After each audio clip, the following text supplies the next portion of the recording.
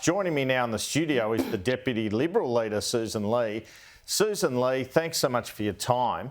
So the Prime Minister there went back to 2014. He spoke about the deficit levy. 2 cents in the dollar the Abbott government put on to everyone earning over $180,000. Do you see what do you make of that comparison? Or him saying you guys are hypocrites? What did I make of that interview, Andrew? The Prime Minister reached new levels of incoherence. And I think mark this day in your calendar because he basically gave up on having any ideas to ease the cost of living crisis. He said, oh, well, I've taken advice from the bureaucrats. And then he asked you, I think twice, whether you had any ideas, Andrew. You might be in for a new job as Treasury Secretary. I mean, can you imagine Paul Keating or Bob Hawke sitting in an interview and saying they've run out of ideas? He actually had that in one of his answers in the press club. He said, oh, we're doing this now because none of the measures that we've put in place have worked.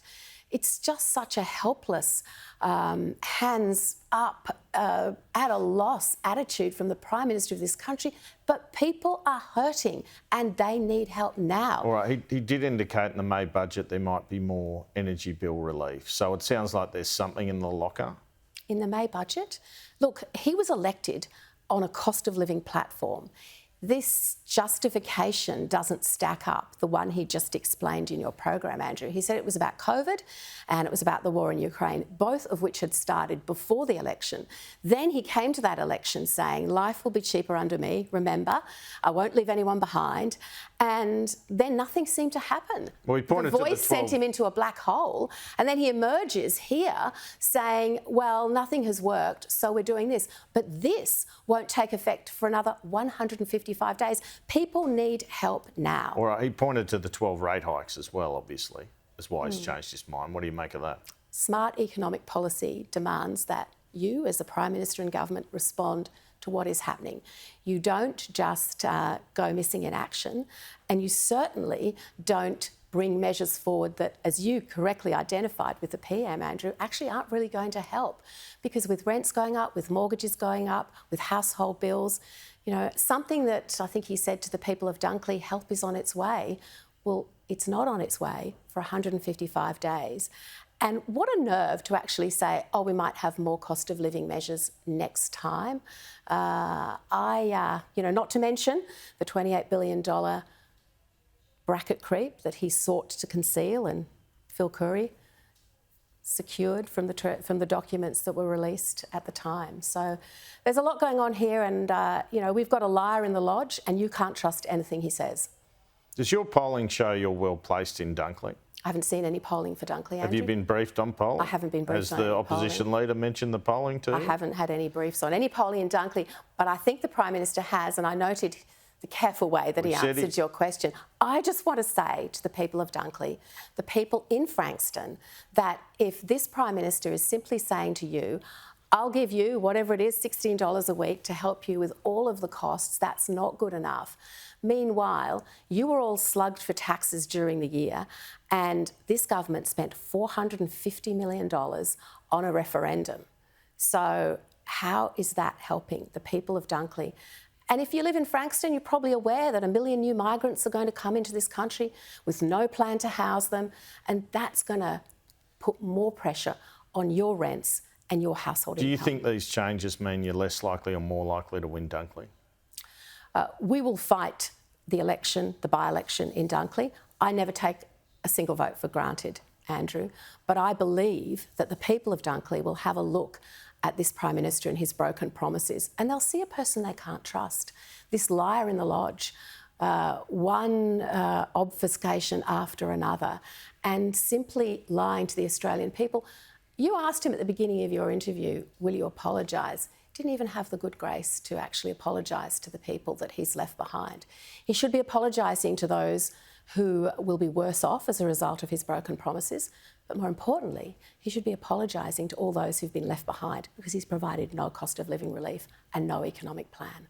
All right, Anthony Albanese and Jim Chalmers jumped on comments you made on Sky last week where you said the coalition would return the stage 3 tax cuts. Let me read those comments to you. Peter Stefanovic, your party has already said it won't support the changes if you win the next election. Will you roll back whatever changes are made? You said, well, this is our position. This is absolutely our position.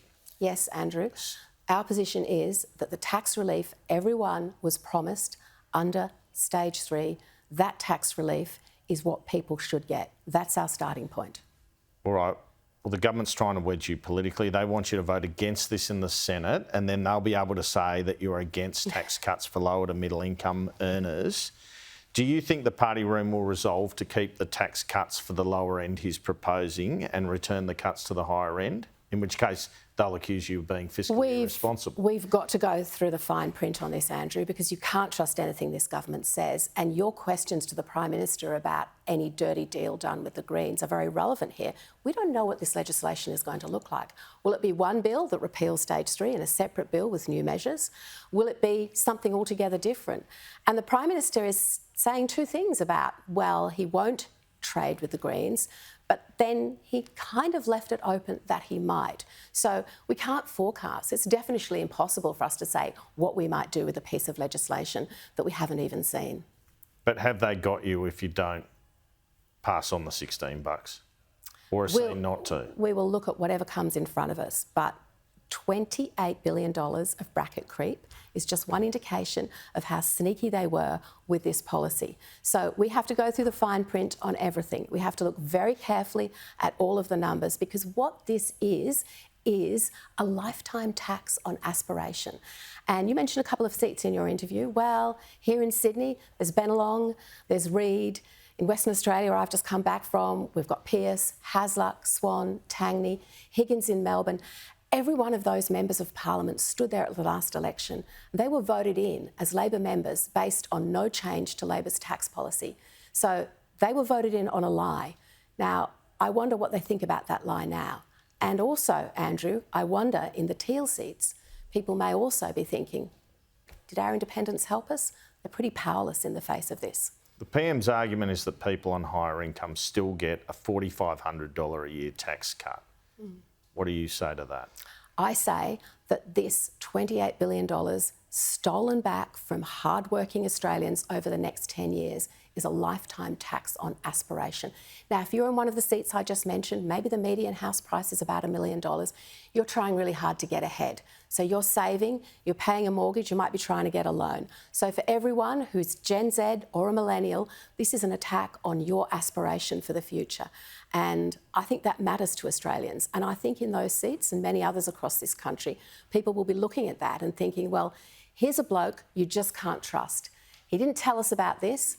He's lied to our face more than 100 times. This liar in the lodge is really not the person we should have leading our country. Right, just finally, there are reports this morning Kevin Rudd, our ambassador, is cozying up to Republicans in case Donald Trump gets elected. What do you make of that? Well, the questions about Kevin Rudd's appointment and things that he said, and other members of Anthony Albanese's ministry have also said. There was, I think, a tweet from Claire O'Neill about Mr Trump and his family. So, you know, that's not very good for any of those. But I really would say I wish Kevin Rudd well, and he is our ambassador in the US, and we'll see what happens. Sussan Ley, Deputy Liberal Leader, thanks so much for your time this Sunday morning.